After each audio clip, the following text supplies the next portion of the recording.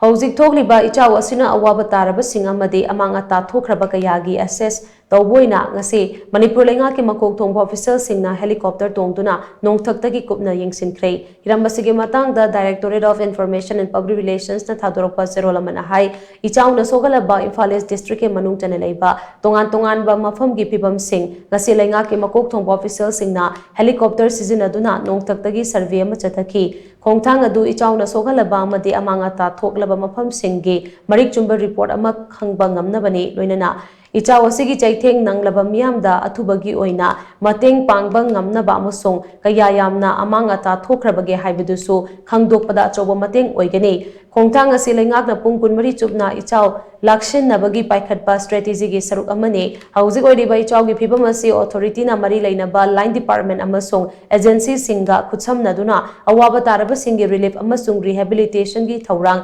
matam chana paikhatnaba thorang tauri essential service gi manung chaliba water supply sanitation healthcare amadi emergency gi oiba leifamna chingba kaya Ichao na sogalaba miyam gidamak mateng pangnabagi thabak lokale haina pausina makatari